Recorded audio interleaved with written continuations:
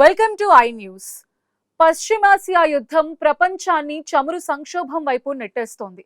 Iran Israel మధ్య సాగుతున్న పోరు చమురు బావులకు సెగ తగిలేలా చేస్తోంది. ఒకవేళ ఈ యుద్ధం ఏప్రిల్ చివరి వరకు కొనసాగితే ముడి చమురు ధర బ్యారెల్ కి ఏకంగా $180 కు చేరుకునే ప్రమాదం ఉందని ప్రపంచ అతిపెద్ద చమురు ఉత్పత్తి దేశం సౌదీ అరేబియా సంచలన హెచ్చరిక చేసింది.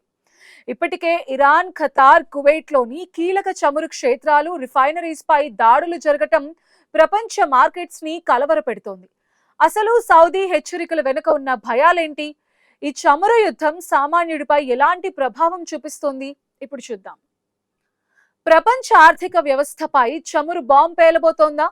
సౌదీ అరేబియా ఆయిల్ అధికారులు వెల్లడించిన అంచనాలు ఇప్పుడు గుబులు రేపుతున్నాయి. ప్రస్తుతం ముడి చమురు ధర బ్యారెల్ కి $105 నుండి $115 మధ్య ఊగిసలాడుతోంది.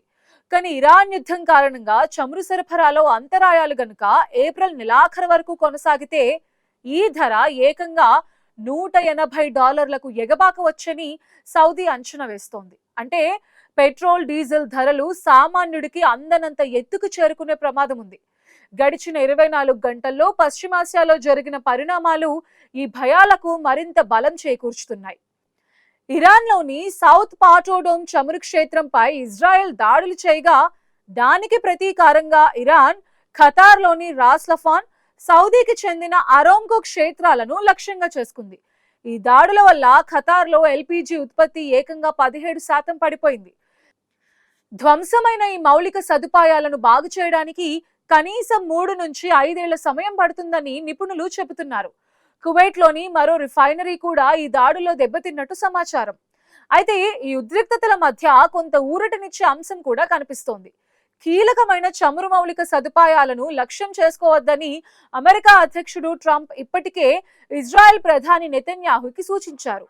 చమురు బావుల ధ్వంసం వల్ల కేవలం ఆయా దేశాలే కాకుండా ప్రపంచం మొత్తం నష్టపోతుందని అమెరికా హెచ్చరిస్తోంది.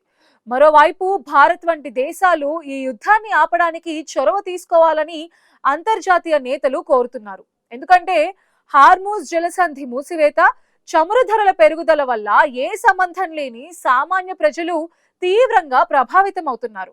ఈ చమురు సంక్షోభం నుండి ప్రపంచం ఎలా బయటపడుతుందనేది ఇప్పుడు $1 మిలియన్ క్వశ్చన్.